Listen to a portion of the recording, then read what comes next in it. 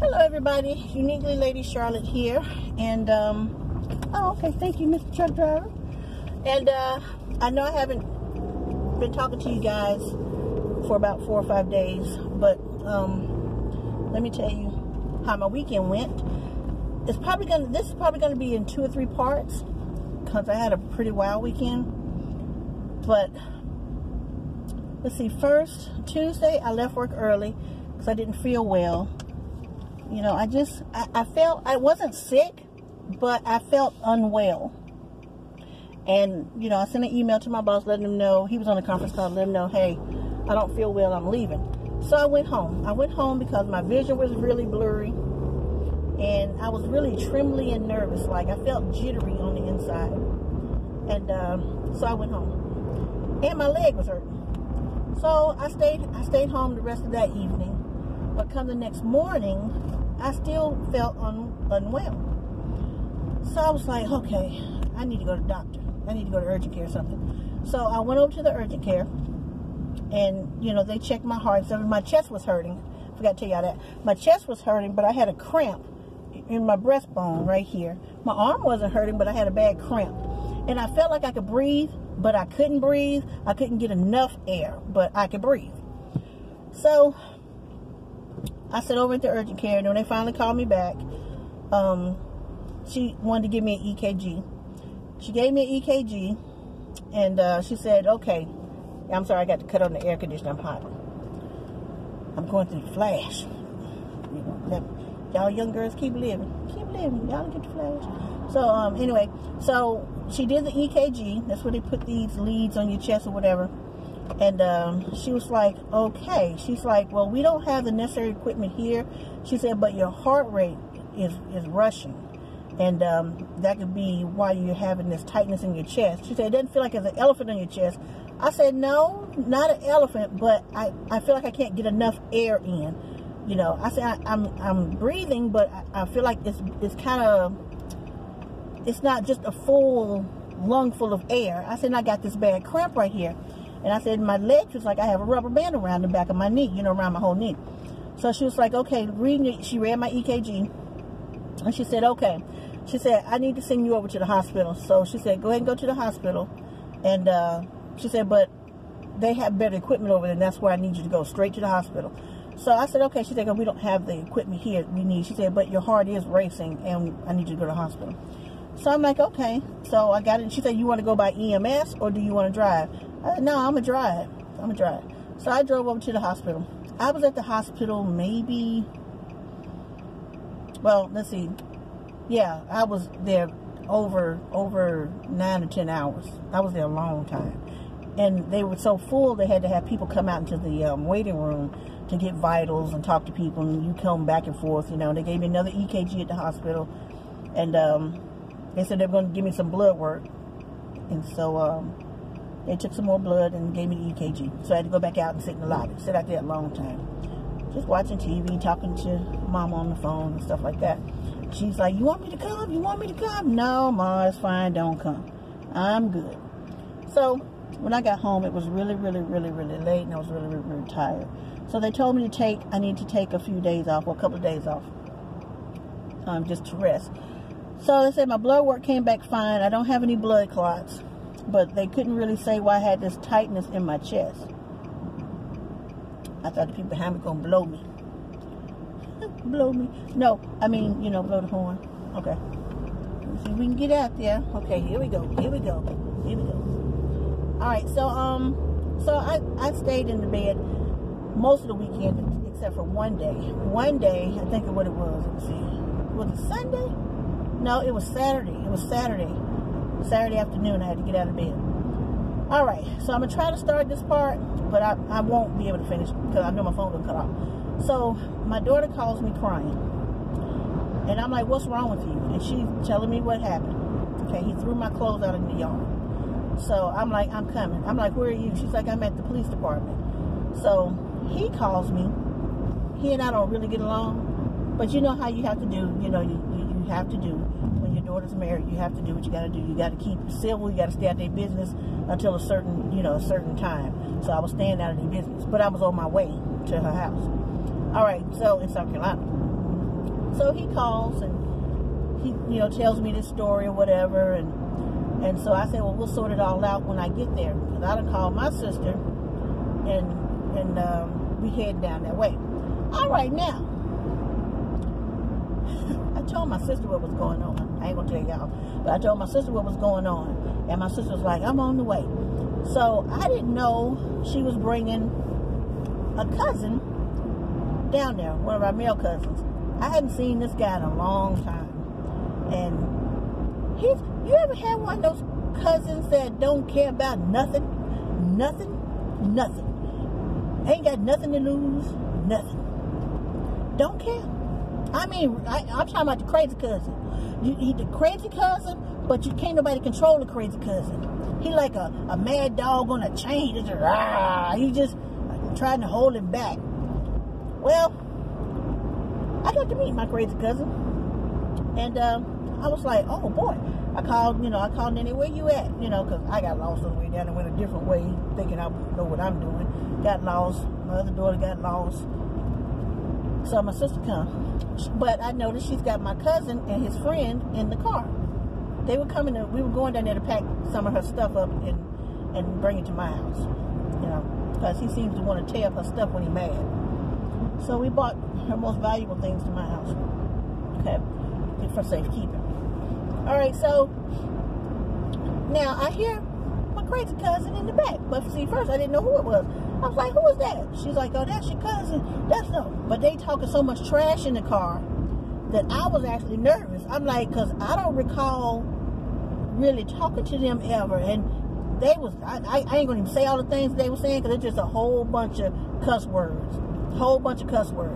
You know how you might see on TV a group of guys that are in a gang and they getting ready to go do some special ops? That's what I call it. That's what they sounded like in the car. It's like, oh snap. Well, come to find out, they were following my sister down to the house so they can help pack some of her stuff in the cars. His car and my sister's car, my car, my other daughter's car. And my other daughter was coming down from up by Raleigh, where she got off work. So it was a lot going on this weekend. All right, so my crazy cousin flips his car. He's so mad that he wants to get down here to where everything is happening. He flips his Mustang. It flips 3 or 4 times. A car kind of came over the line and he overcorrected, flipped the Mustang. My sister that was in front of them saw it in the rearview mirror. She had to be looking in the rearview mirror and saw him flip. He ran off into the woods and flipped, and they landed upside of a tree. My crazy cousin, who I love, he said he down for family. I believe that. He's not playing. He wasn't playing. He jumped out the car. They waited on the police. Said, I'll come, have the record come get it. I got to go handle some business. Remember, we're not handling business. We're just trying to move some of the stuff. But I think in his mind, he handling some business. No, we're not handling business. We just want to move some clothes. So they come up. He get out the car. He goes in the house. He come in my daughter's house. Because everybody there, we moving some stuff. Just for safekeeping. He come in the house. He's so hyped. He looked like he might be about 50, 149, 50, grayed out. He came in the house so hyped. It's like, yep, he is a true Jackson. That's my dad's side of the family. He is a true Jackson. Because remember, I told you, I don't have any brothers. My mama don't have any brothers. She only had one sister. All my brothers and my dad are dead on my side of the family, my daddy's side of the family. I just got a couple of aunts left now. Yeah, I just got 2 aunts left now. So we don't have any boys. Yeah, I got some younger cousins. But, they're 20s and 30s. 20s, 30s. You don't want to call them for nothing. You don't want to call them. So you just want to be peaceful. Well, this cousin was a triple OG, triple OG, thug OG.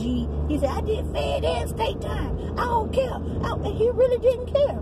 But that's not what I wanted. I just felt like I was holding the dog by the chain. Oh my gosh. Oh, it was so scary. So I can't tell y'all everything that went on. I can't do that. I just didn't want my cousin to get in trouble. I didn't want anybody to get hurt, because my cousin just did fed time. He just got out, just wrecked his car. He is mad. He is mad. His friend, very quiet, nice little guy. But I know you hanging out with my cousin. Birds of a feather flock together. It's something going on with y'all. It's something. He was very polite, easygoing, but I ain't believe that facade. So it just got really ugly. Nobody got hurt. But my cousin. All right, so now we're trying to cut the power to the water. We're trying to cut the water off to the house because she's gonna be with me the whole weekend. Because he tends to cut the water. He's done it for the last 3 weekends. Cut the water in the house and flood out the bathroom. So, and then sends her pictures of it and says, "Oh, I can't get in the house." He's a narcissist. Y'all read up on narcissists. He's a narcissist, and he's that person that makes himself look like the victim. But he does all these little things to make you think you crazy, or to make people that know you guys think that you're crazy. I don't know why she did that. I don't know why she treated me like that. I don't know why she said. But behind closed doors, he's a different person. If you don't give him what he wants, I don't care about none of that. Okay, I don't care about none of that. As a parent, you know you'll do whatever you got to do for yours. That's my kid. You don't play with people and their kids. All right, so, but he knows not to go as far as mess with the kids, her kids stuff, because then their daddy will be over there, and he know I'll be over there. Well, you can't mess with my kid, but I try to stay my distance and respect, the situation. Okay, until a certain point. All right, so now the crazy cousin. We opened up the water main. We don't want him to be able to flood the house like he's done for the last 3 weekends. But telling the police that she's doing it. And the police don't do anything. It's a Clover Police Department. I guess they have their constraints or whatever, but I mean, I understand that he live in the house too, they're married or whatever. Sometimes police officers show up to your place or wherever the trouble is and have already chosen a side. I saw online where one of the Clover police officers actually was charged for domestic abuse to his wife. So now you being called on a domestic abuse call, you already chose sides. Because that same stuff going on at your house. Now, I don't know if this particular officer has ever come out to my daughter's house, but this time some officers showed up and they were very nice. Well, yeah, they were very nice. I talked to one of the officers because my son-in-law lied on me and said that I was bringing people down to beat him up. All my phone calls are recorded on my phone. And I told the officer, I didn't say that. I said, we'll sort it all out when I get there. And I didn't know my sister was bringing my cousin to help move stuff because he had a car. But it got out of hand. It got out of hand, man. But nobody got hurt. Nobody was physically assaulted. There was a lot of trash talking to me holding the chain, okay? All right, so now, we're trying to cut off the water. This is the crazy part. Just so you can't flood the house out. Because the kids weren't there. The kids were there. All right, so we opened up the water thing. It's in the front yard. I'm standing over looking in it. It's filled up with water because it's been raining a lot here. He's crouched down and he's looking in it.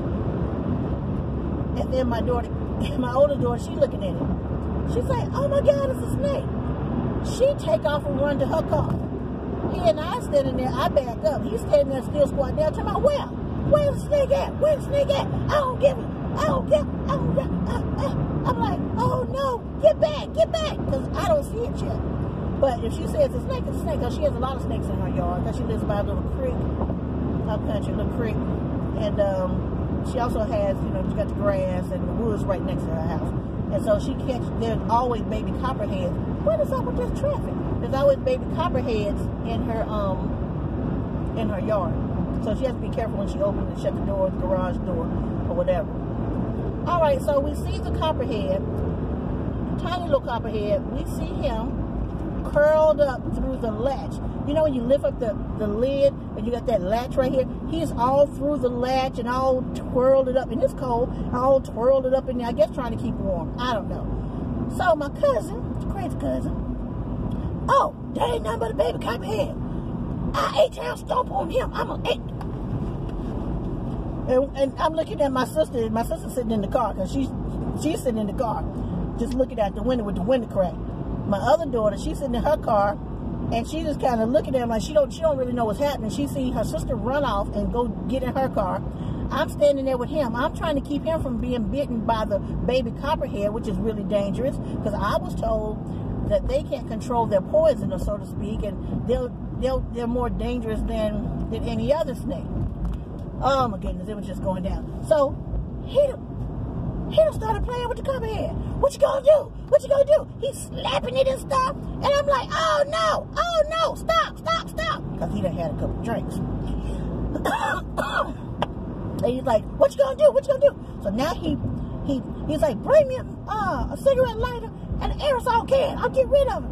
My daughter said, no, that's my drinking water supply. I don't want you spraying aerosols and making a blowtorch. He's like, that's how you do. That's how you do. She said, no, I got a shovel. Let me get the shovel. He's like, no, I want to use the lighter. She's like, no, let me get the shovel. I'm like, no, stop touching it. He just slapping it. I'm, no, Nene, call him. Nene wouldn't call him. She just sitting in the car talking about, he's such a man. He is such a man. I'm like, no, he is crazy. Your cousin is crazy. But he takes the copperhead off the thing. That little copperhead is about this long. Skinny little thing. He tossing it in the air, talking trash to it. Yeah, well, all in his face. It's just trying to slither off. He keep picking it up, tossing it in the air, slapping it in the head. It got a little head up. He just slapping it. I'm like, stop. My nerves were tore up. Now, I'm out of house, off work, for what I think is stress. My chest tightening up and stuff. What I think is stress. He not making it no better. Then he just got out of jail, out of the Fed. So I don't want him to do nothing to go back to jail, because he just got out of jail. So I'm trying to keep him safe. I'm trying to keep the fight from going on. He wants to get in the fight. Then at one point he go for the gun, and I'm like, oh no! So I go after him.